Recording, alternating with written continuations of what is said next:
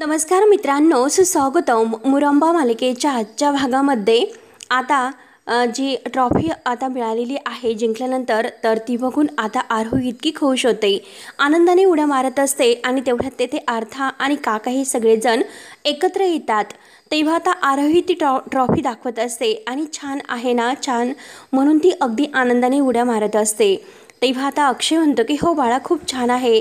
काकासुद्धा खुश होतात आणि आर्थासुद्धा, कारण आरोही जिंकलेली असते. तेव्हा लगेच आता अक्षय म्हणतो की हे बघ काका, तू जरा आरूकडे लक्ष दे. तेव्हा आता काका हा म्हणजे अक्षयला विचारतो, कारण अक्षय थोडासा डिस्टर्ब वाटत असतो. नक्की अक्षयला कसलं टेन्शन आहे म्हणून काका विचारतात की अक्षय, अरे काय झाले, काही टेन्शन वगैरे आहे का? त्यावर अक्षय काही सांगत नाही. अक्षय म्हणतो की काका, अरे जरा तू आरूकडे लक्ष दे, मी आलोच. तेव्हा अक्षय काही न उत्तर देता लगेच निघून जातो, तो पण रमाकडे. आता काका म्हणतात की अरे अक्षय, ऐकून तर घे.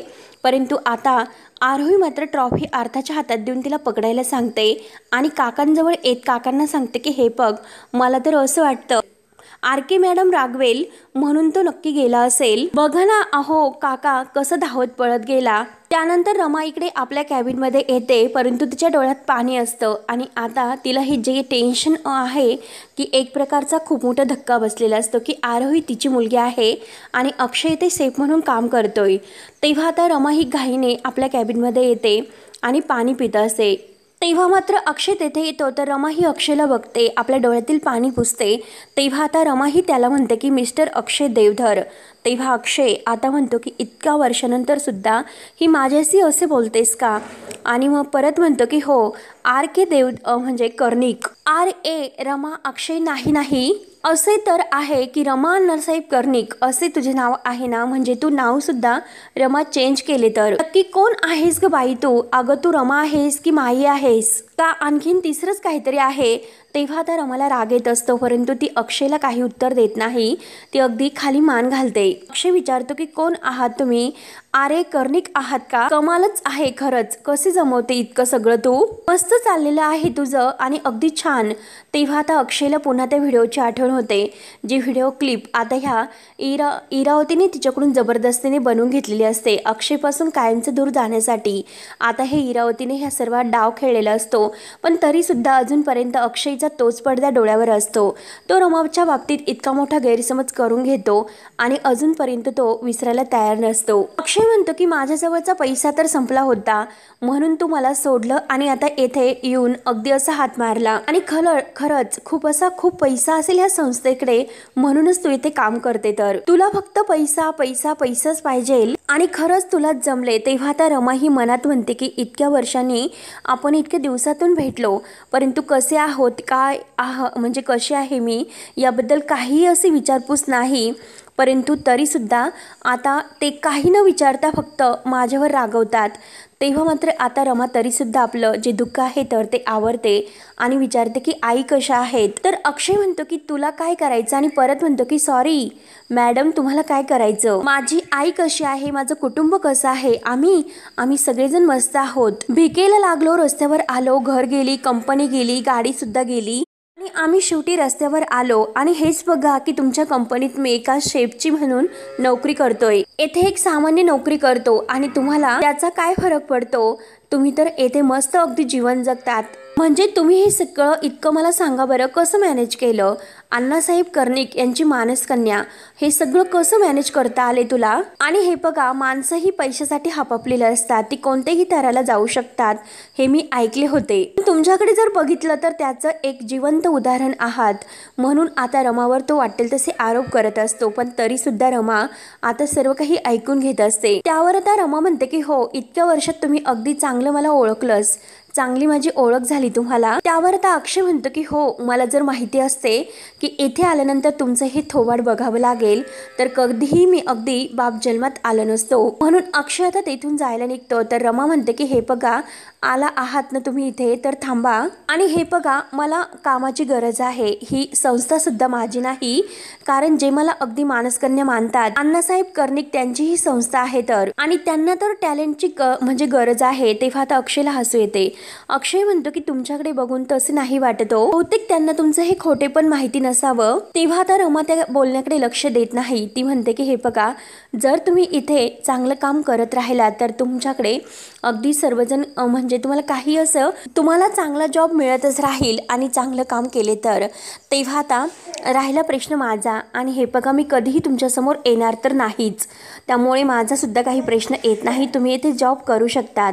तेव्हा आता अक्षय हसतो. अक्षय म्हणतो की हो, हे सगळं माहिती आहे, कारण तुम्ही आता एक महान व्यक्ती झालेला आहात आणि बाहेरचे सगळे लोक मला सांगत असतात की आर.के. मॅडम म्हणजे अगदी कडक शिस्तीच्या आहेत आणि सामान्य माणसाशी त्या बोलत सुद्धा नाहीत. त्या बोलत सुद्धा नाही आणि अगदी वेळ सुद्धा देत नाही, परंतु वागतात कशा, अगदी अंतर ठेवून वागतात, अशा त्या वागतात. तेव्हा मात्र आता रमा म्हणते की हो, काय करणार होते, कारण तुमच्यासारख्या माणसांनी मला इतके अनुभव आलेत, त्यामुळे मला कळतं की अंतर कसं ठेवायचं ते, म्हणून मी आता प्रत्येक माणसापासून अंतर ठेवूनच वागते. त्यावर आता अक्षय म्हणतो की हो, म्हणजे तुम्हाला नाही कळणार तर आणखीन कुणाला कळणार बरं. ज्यांना भावना कशा दुखवायच्या असतात, नाती कशी तोडवायची असतात, हे त्यांना चांगलंच कळतं, मग त्यांनाच हे सर्व कळणार ना.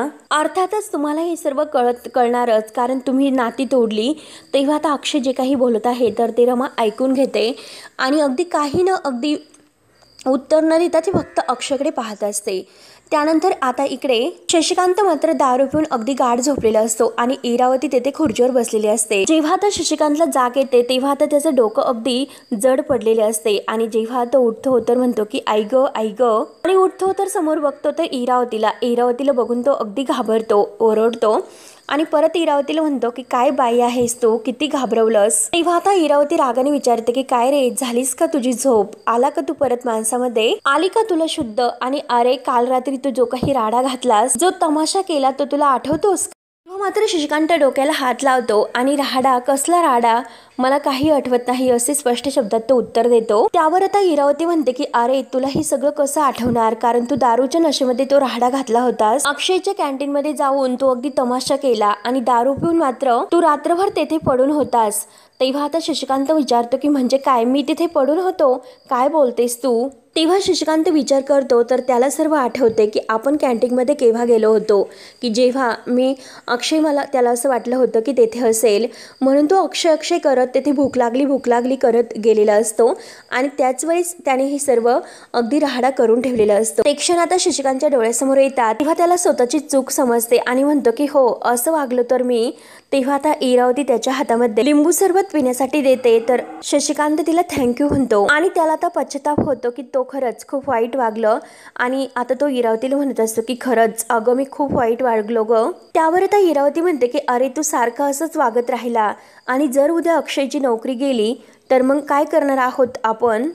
शशिकांत म्हणतो की खरंच ना, खरंच मला स्वतःची लाज वाटते आता. आणि हे बघ इरावती, अगं मी तुला सांगतो की खरंच शशिकांत किंवा मुकादम म्हणून मी अगदी माज करत होतो, परंतु माझा आता सगळा माज उतरलेला आहे तर, आणि आता फक्त एक असा लाजिरवाना बाप उरलेला आहे अक्षयचा फक्त. त्यावर आता इरावती आपल्या मनात म्हणते की शशिकांत, अरे अजून तर तुला खूप अशी लाज वाटायला हवी, अजून खूप तुला अगदी सहन करायचं आहे आणि स्वतःची अगदी लाज वाटणार आहे तर. त्यावर आता इरावती शशिकांतला म्हणते की अरे हे सर्व का होते हे तुला माहिती आहे का, त्या दारूमुळे होते आणि ती दारू जर तू बंद केलीस तर तू काही पण करू शकतो. त्यावर आता शशिकांत म्हणतो की मी काही करू शकत नाही, आता हारलो मी इरावती. अगं इरावती खरंच मी हारलो, आणि कुणामुळे हारलो तुला माहिती आहे का. आणि जे काही आता एक पुस्तक त्या कॅन्टीनमध्ये त्याला सापडलेले असते आणि मी जेव्हा त्या कॅन्टीनमध्ये होतो तर तेव्हा मला तेथे हे सापडले आणि तो इरावतीच्या हातामध्ये ते पुस्तक देतो. अगं हे बघ, आपला अक्षय ज्यांच्याकडे काम करतो, ज्या अण्णासाहेब कर्णिक यांच्याकडे, त्यांची मुलगी आहे तरी कोण, बघ ना जरा. तेव्हा मात्र आता इरावती बघते तर काय तिला धक्काच बसतो, कारण आता जे फोटो अण्णा आणि रमा यांचा लागलेला असतो, अण्णासाहेब कर्णिक ह्या ट्रस्टचे ट्रस्टी असतात तर रमा कर्णिक ही संचालिका असते, म्हणून आता ते बघून इरावतीच्या पायाखालची जमीन सरकते. तेव्हा शशिकांत म्हणतो की बघितलंस का, ती आपली रमा आहे तर. अख्खं जग जिला आर.के. मॅडम म्हणून ओळखते तर ती दुसरी तिसरी कोणी नाही तर आपली रमा आहे. तेव्हा आता इरावतीला खूपच राग येतो आणि टेन्शन सुद्धा खूप येते. त्यानंतर अक्षय इकडे रमाकडेच असतो आणि तो आता रमाला विचारत असते की मला एक गोष्ट सांगा बरं, तुम्ही या खुर्चीपर्यंत कसा पोहोचलात? म्हणजे अण्णासाहेब कर्णिक यांची मानसकन्या होईपर्यंत कसं कसं तुम्हाला इतकं जमले? नक्की अशी काय मजल मारलीस आणि हे सर्व कसं मॅनेज केलं ते सांगा बरं. नक्की काय जुगाड केला? तर लगेच आता रमा ही रागाने म्हणते की तुम्हाला जे काही वाटून घ्यायचं असेल ते तुम्ही घेऊ शकतात, मला त्या सर्वाचा काही फरक पडत नाही, मी सगळ्या गोष्टी मागे सोडून आले. त्यावर आता लगेच अक्षय म्हणतो की हो ना, ते तर दिसतेच तुमच्या चेहऱ्यावरून. तर रमा म्हणते की हे बघा. आणि तेवढ्यात दुसऱ्या मॅडम तेथे येतात आणि दरवाजा वाजवत त्या आर.के. मॅडमला विचारतात की आत येऊ का? तेव्हा रमा आता म्हणते की हो हो. तेव्हा मात्र आता लगेच त्या मॅडम येतात आणि ज्या जुन्या हिशोबांच्या फाईल आहेत त्या रमाने मागवलेल्या असतात म्हणून त्या आता तेथे टेबलवर ठेवतात, परंतु त्यावर खूप अशी धूळ असते. तर आता परत त्या फाईल त्या मॅडम उचलतात, सॉरी म्हणतात आणि त्यावरील जी धूळ आहे तर ती झटकतात. तेव्हा अक्षयला ठसका लागतो. तेव्हा लगेच आता रमा ही ओरडते की अहो हे सर्व काय करतात तुम्ही येथे अगदी ते फाईल झटकू नका, कारण त्यांना धुळीची ॲलर्जी आहे. तेव्हा आता अक्षय रमाकडे बघतो आणि रमा ही अक्षयकडे. तेव्हा आता ती मॅडम विचारते की मॅम तुम्ही काय म्हणालात? तर रमा आता म्हणते की नाही, मला धुळीची ॲलर्जी आहे. तर आणि रमा त्या मॅडमला म्हणते की हे बघा, आपण हे काम नंतर करूयात, तुम्ही या आता. तेव्हा आता अक्षय हे सर्व बघत असतो आणि ते मॅडम बाहेर गेल्यानंतर म्हणतो की अरे बापरे, म्हणजे तुम्ही ॲक्टिंग सुद्धा शिकलात का? काय कमाल अशी ॲक्टिंग केली आणि हळूहळू खरंच तुम्हाला किती माझी काळजी आहे याची ॲक्टिंग मात्र तुम्ही आता करू नका. आणि रागाने अक्षय मात्र आता रमाकडे बघत असतो. त्यानंतर आता इकडे आरोही त्यांना शोधत शोधत परत आता तिकडे येत असते आणि तेवढ्यात तिला आता साई समोर दिसतो. साईला बघून आरोहीला खूपच आनंद होतो आणि साईला सुद्धा. आरोही ओरडते की फ्रेंड काका. तेव्हा साई म्हणतो की हाय आणि आता आरोहीच्या हातामध्ये तो हात देतो. तेव्हा आता साई म्हणतो की हे काय? तर आरोही म्हणते की अरे फ्रेंड काका, मला आणि बाबांना ट्रॉफी मिळाली. तेव्हा आता साई म्हणतो की अरे वा, खरंच खूपच मस्त आणि खरंच तुला कॉंग्रॅच्युलेशन्स वर. तेव्हा आता आरोही म्हणते की थँक्यू. तर साई विचारतो की काय आहे, कुठे आहे तुझा बाबा, तो बिजी बाबा? तेव्हा आता म्हणजे आरोही सांगते की ते आर.के. मॅडमला भेटायला गेलेत. तर साई म्हणतो की म्हणजे अच्छा, तू बाबांना भेटते तर. आणि हे बघ, मी तुला आर.के. मॅडमची कॅबिन दाखवतो की येथून तू सरळ गेल्यानंतर अगदी राईटला तिथे त्यांची अगदी कॅबिन आहे. तेव्हा आता जाशील का मी तुला तेथे नेऊन सोडू? तर आरोही सांगते ठीक आहे मी जाते. तर आता साई म्हणतो की हो हो जा. तर आरोही ट्रॉफी ठेवतात जायला निघते. तर साई पुन्हा थांबतो आणि आरोहीला आवाज देत म्हणतो की अगं ट्रॉफी कोण घेऊन जाणार? म्हणून तो परत आता आरोहीच्या हातात ट्रॉफी देतो आणि परत तो आता आरोहीला खुर्चीवर बसवतो आणि म्हणतो की अगं तू लेस नाही बांधलेली, पडशील तू. म्हणून तो आपल्या हाताने आता आरोहीच्या बुटाची लेस बांधतो आणि चल आता पळ आता, असं म्हणून तो आता आरोहीच्या हातामध्ये हात देतो. आरोही सुद्धा म्हणते की बाय. तर साई म्हणतो की हो हो टाटा. आता आरोही म्हणते की थँक्यू. तर साई म्हणतो की वेलकम आणि एकमेकांना बाय बाय करत आता आरोही तिथून निघून जाते. तेव्हा आता साई आरोहीकडे बघतच असतो आणि आता स्वतःला म्हणतो की खरंच कसली गोड मुलगी आहे ही. त्यानंतर आता इकडे जे अण्णासाहेब असतात तर त्यांची जी काही मीटिंग्स आहे तर ते साठी सगळे सर वगैरे आहे तर एकत्र येतात. पाटील मॅनेजर आता समजावतात की मंडळी हे बघा, आपलं एकत्र येण्याचं हे कारण आहे की आज अण्णासाहेब कर्णिक यांना तुमच्याशी काहीतरी बोलायचे आहे. तर म्हणून पाटील आता अण्णासाहेब कर्णिक यांना बोलायला सांगतात. तर अण्णा लगेच आता बोलायला सुरुवात करतात. अण्णासाहेब कर्णिक बोलायला सुरुवात करतात, परंतु सगळेजण मात्र अगदी गंभीर असतात. तेव्हा आता अण्णा विचारतात की म्हणजे काय, सगळ्यांचे चेहरे इतके गंभीर कसे? मी तर तुम्हाला सगळ्यांना काहीतरी सांगायला आलो. तेव्हा आता आणि हे बघा, मी तर तुमच्यासाठी अगदी एक आनंदाची बातमी घेऊन आलो आहोत, कारण तुम्ही जी काही सगळ्यांनी मिळून धावण्याची स्पर्धा आयोजित केली होती तर त्याबद्दल जी योजना तुम्ही अगदी एक चांगली योजना अंमलात आणली होती त्याचं मी कौतुक करायला इथे आलो. मला खरंच ते खूप आवडले, परंतु तुम्ही सगळेजण असे गंभीर का झालात? आणि हे बघा, तसंही तुम्हाला अगदी कल्पना तर असेल, कारण आपल्या शाळेचं पंचकृषीत एक खूप मोठं एक नाव आहे. आपण आता जे काही पद्धतीचे उपक्रम इथे राबवतो त्यामुळे आता निसर्गाचे सुद्धा आता अगदी संरक्षण होते आणि आपल्या उपायामुळे मुलांवर सुद्धा अगदी चांगले संस्कार होतात. आणि हे बघा, आपण मात्र आपल्या परिसरामध्ये जो वृक्षारोपणाचा हा उपक्रम राबवला आणि हे बघा, आपल्याकडे जे काही सौर ऊर्जेचे पॅनल आहे तर ते बसवल्यामुळे त्यामुळे वीज सुद्धा ही मोठ्या प्रमाणे वाचते आणि पाण्याची सुद्धा आपण वेळोवेळी पद्धतीने अगदी बचत करण्याचा खूप प्रयत्न करतोय. त्यामुळे आपण हे जे काही करतो त्यामुळे आपल्या शाळेबद्दल जे काही इतकं कौतुकाने बोललं जातं त्यामुळे ही जी काही गोष्ट आहे तर ती आपल्या सर्वांसाठी आणि आपल्या संस्थेसाठी फारशी महत्त्वाची आहे. तर म्हणून तुम्हा सगळ्यांचं अभिनंदन. तेव्हा आता जे काही स्टाफ आहे सर्वजण अगदी खुश होऊन टाळ्या वाजवतात. सर्वांना आता खूप आनंद होतो। त्यानंतर आता इकडे अक्षय आणि रमा एकमेकांशी अजूनपर्यंत बोलत असतात। तेव्हा आता अक्षय रमाला सांगतो की हे बघा, मी पुढच्या काही दिवसात एक नवीन जॉब शोधतोय, तोपर्यंत मला हे काम करावं लागेल कारण मला आणि माझ्या कुटुंबाला पैशाची गरज आहे। तर अक्षयच्या डोळ्यात अगदी हे सर्व सांगत असताना अगदी भरून येतात। अक्षय खूप रडतच म्हणतो की माझ्याकडे पैसे नाहीत। तेव्हा आता रमा सुद्धा खूप रडत असते, परंतु अक्षय पुढे जे काही बोलतो तर त्याचा धक्का रमाला जास्त बसतो। अक्षय म्हणतो की हे बघ, मी अशा बाईबरोबर काम नाही करू शकत तिच्या हाताखाली, कारण ज्या बाईने माझ्या कुटुंबाची माझी अगदी वाट लावली, आमच्या आयुष्याची तिने वाट लावली, त्या बाईशी मी नाही काम करू शकत। पण काय करणार, जेव्हा माणसं ही अशी सोडून जातात तेव्हा तर अशी अवस्था होते। दादा सुद्धा निघून गेला आणि ताई सुद्धा निघून गेली आणि आभ्या सुद्धा निघून गेला आणि तुझं तर काय, तू तर अगदी सोडूनच गेली, कारण आता त्या सगळ्यांनी अगदी जाताना त्यांच्या मुलांची जबाबदारी सुद्धा माझ्या खांद्यावर टाकली आणि जाताना मला म्हणाले की आमच्या मुलांना सुद्धा तू सांभाळ, आम्ही जातो आता, असे बोलून आता ते निघून गेले। त्यामुळे आता रडतच अक्षय म्हणतो की मला 4 मुलं आहेत आणि आता सगळ्यात मोठ्या मुलीला मात्र मिस वर्ल्ड होण्याची इच्छा आहे। तर त्यामुळे तिला अगदी महागडी अशी ब्युटी जी काही प्रोडक्ट्स लागतात आणि छान छान अशी महागडे कपडे लागतात आणि मुलाला तर काय, अगदी तो सुद्धा बिघडला, त्याला गेमिंगचा नाद लागला आणि पूर्णपणे आता तो अगदी वाया गेला आणि त्याच्याकडे लक्ष देण्यासाठी घरात कोणी नाही। त्यामुळे आता हे सर्व त्याला कायम महागडी अशी व्हिडिओज आणून द्यावे लागतात आणि अर्थाला तर कवितांचा नाद आहे, तिला कविता करायला, वाचायला आणि अगदी ऐकवायला खूप असं आवडतं। त्यामुळे अर्थासाठी मला वेगवेगळी अशी पुस्तकं सुद्धा आणून द्यावी लागतात। अक्षय आता जी काही करून कहाणी आहे ती सर्व कहाणी आता रडतच रमाला सांगत असतो आणि ते सर्व ऐकून रमाला सुद्धा इतकं वाईट वाटते आणि ती सुद्धा खूप रडतच हे सर्व ऐकत असते। त्यानंतर अक्षय म्हणतो की हे बघ, हे सगळं करता करता आणि सगळं काही करण्यासाठी खूप पैसा खर्च होतो आणि वेळ सुद्धा खूप वाया जातो। त्यामुळे दुर्दैवाने मात्र हे सर्व करत असताना माझ्या मुलीकडे माझं लक्ष जरा कमी जाते, थोडंसं दुर्लक्ष होतं तिच्याकडे आणि हे सगळं करता करता मात्र जो काही थोडासा पैसा आणि थोडासा वेळ अगदी असेल ना, तोच फक्त मी माझ्या मुलीला देतो आणि तिच्याबरोबर तो क्षण आनंदाने घालवतो। अगदी तिच्यासाठी एखादं छोटंसं कानातील जरी आणून दिले तर ती इतकी खुश होते आणि असं म्हणते की खरंच वाव, माझा बाबा किती ग्रेट आहे आणि इतका आनंद तिला होतो, ती कधीही मला पैशावरून किंवा वस्तूच्या किमतीवरून जज सुद्धा करत नाही आणि ती कधीही वस्तूची किंमत सुद्धा मला विचारत नाही। परंतु तुम्हाला मात्र हे सर्व नाही कळणार, तुम्ही कधीही सर्व अनुभवलं नाहीच आणि असे बोलून तो आपल्या डोळ्यातील पाणी पुसतो आणि मी दुसरी नोकरी शोधतो असं तो आता रमाला म्हणतो। तेव्हा आता रमा आपल्या डोळ्यातील पाणी म्हणजे पुसते, स्वतःचं दुःख ते आवडते, कारण अक्षयचं जे काही आहे तर ते ऐकून रमाला खूप इतका वाईट धक्का बसलेला असतो।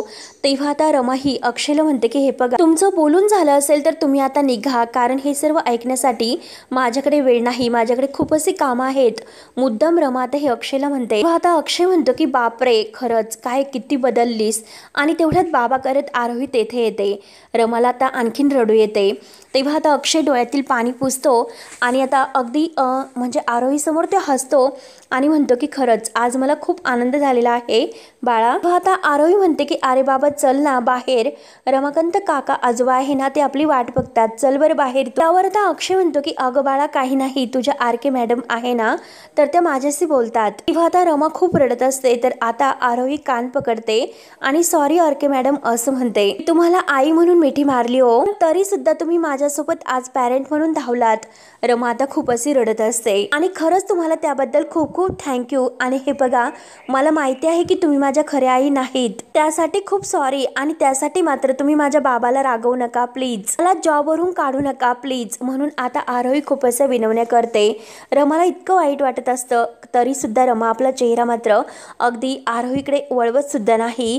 ती आता तिकडे अगदी पाठमोरी उभी राहते आणि खूप रडत असते आणि आरोही पुन्हा कान पकडते आणि रमाला सॉरी म्हणते की मी तुम्हाला खूप त्रास दिला आणि हे बघा इथून पुढे मात्र मी तुम्हाला कधीच आई नाही म्हणणार, मी तुम्हाला प्रॉमिस करते। तेव्हा आता रमाला तर आणखीन धक्का बसतो। एक असा अगदी रमा जागच्या जागी स्तब्ध होते आणि आणखीन खूप रडत असते, कारण तिच्या काळजाला आता एक खूप मोठी ठेच अगदी लागलेली असते।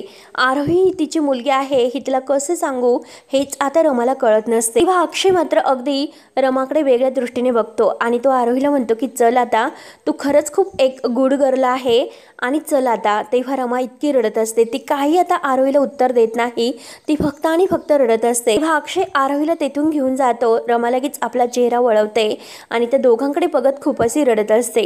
एकही शब्द आता रमाच्या तोंडातून निघत नसतो. रमा आता खुर्चीवर बसते आणि खूप अशी रडत असते. तेव्हा रमा आता रडतच असते. आपल्या डोळ्यातील ती पाणी पुसते आणि स्वतःला आवरायला घेते आणि तेवढ्यात तेथे साई येतो.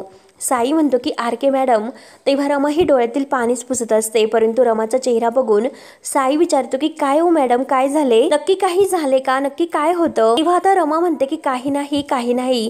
तर साई म्हणतो की अहो काही नाही, आणि हे बघा तुम्हाला अण्णासाहेब बोलावतात, कारण सगळ्या शिक्षकांची आता एक अशी मोठी हॉलमध्ये मीटिंग घेतलेली आहे. तर विचारते की साईला की काय झाले. तेव्हा आता साई विचारतो की परंतु तुम्हाला काय झाले. तेव्हा आता रमा खोटं बोलते. रमा म्हणते की मी ठीक आहे. तर त्यावर आता साई विचारतो की जर तुम्हाला काही वाटत असेल तर तुम्ही मला नक्की अगदी सांगू शकतात. त्यावर आता रमा म्हणते की हो आपण नंतर बोलूयात, काय झाले मी तुम्हाला नंतर सर्व काही सांगते, तुम्ही पुढे व्हा मी आले. तेव्हा आता साई म्हणतो की आहो चला आपण सोबतच जाऊयात. तेव्हा आता रमा ही साईकडे बघत असते. रमाला आता एक खूप मोठा धक्का बसलेला असतो, कारण आपले कुटुंब आज कोणत्या परिस्थितीत जीवन जगत आहे, त्यांची काय आपण निघून आल्यानंतर अवस्था झाली. आता अक्षयने सर्व काही ह्या रमाला सांगितलेले असते, म्हणून रमाला आता त्याचा एक जबर धक्का बसलेला असतो. आणि आरोही आजपासून तिला आई म्हणून हाक मारणार नाही असे प्रॉमिस मात्र आरोहीने तिला केलेले असते. याचा सुद्धा आता रमाला खूप मोठा धक्का बसतो आणि रमा आता खूप रडत असते. परंतु साईपासून आता ती ही सर्व लपवते, परंतु लवकरच साईला आता हे सर्व सांगणार असते. तेव्हा मित्रांनो आता हा भाग येथे संपतो. पुढील भागामध्ये जेव्हा आता अण्णासाहेब कर्णिक यांनी आता रमा आणि साई या दोघांना सगळ्या शिक्षकांसमोर बोलावलेलं असतं, तेव्हा आता अण्णासाहेब हे सर्वांसमोर सांगत असतात की हे बघा ही माझी लेक रमा कर्णिक आणि ही साई. तर आता ह्या दोघांनी जे पुढचं आयुष्य आहे तर ते एकमेकांबरोबर घालवण्याचं ठरवलेलं आहे. तेव्हा आता अक्षय त्याच वेळेस तेथून अगदी त्या खिडकीतून जात असतो आणि आता तो हे सर्व ऐकतो. रमाला मात्र आता अण्णांचा हा निर्णय ऐकून खूप मोठा धक्का बसतो. आता अण्णा पुढे म्हणत असतात की ते दोघे आता एकमेकांशी लग्न करणार आहे. तर साईला तर आनंद होतो, परंतु रमा अगदी रागाने आणि धक्क्याने अण्णाकडे बघत असते. तर अक्षयला हे ऐकून एक खूप मोठा धक्का बसतो. त्यानंतर आता ह्या इरावतीने एक प्लॅन खेळलेला असतो, कारण आता अक्षयच्या आयुष्यामध्ये एक मुलगी अगदी पैसे देऊन आणलेली असते आणि आता अगदी रमाला हंटर तर करायला हवेच. त्यासाठी त्या मुलीला इरावती सांगत असते की हे बघ तू पैशाची काळजी करू नकोस, पैसे तुला मिळून जातील. त्यानंतर अक्षयला आता हे सर्व ऐकून खूप त्रास झालेला असतो, त्याला श्वाससुद्धा घेता येत नाही. तेव्हा आता रमाकांत काका आणि आरोही अक्षयजवळ असतात आणि अक्षय आता मुद्दाम वेगळंच कारण सांगतो. इकडे रमा जेव्हा आता घरात येते तिला सुद्धा आता काही अगदी बेचैन होत झालेली असते. अण्णांचा हा निर्णय तिला मान्य नसतो, कारण आज अक्षय तिला भेटलेला असतो आणि अक्षयची जी करून कहाणी आहे त्याच्यावर आलेली जी परिस्थिती आहे त्याचाच रमा आता बारकाईने विचार करत असते आणि खूप रडत असते. तर इकडे अक्षयची जी अवस्था आहे ते अगदी ती ऐकून मात्र अक्षयच्या पायाखालची जमीनच सरकलेली असते. रमाने इतका मोठा निर्णय घेतला आणि तो सुद्धा साईशी लग्न करण्याचा, म्हणजे साई सुद्धा आता इथेच आहे आणि साई आणि रमा हे एकमेकांशी लग्न करतात हे नेमकं अक्षयने ऐकल्यानंतर त्याची ही अशी अवस्था होते. तेव्हा मित्रांनो आता पुढे काय होईल हे बघण्यासाठी आपल्या चॅनलला नक्की तुम्ही सबस्क्राईब करत राहा. धन्यवाद.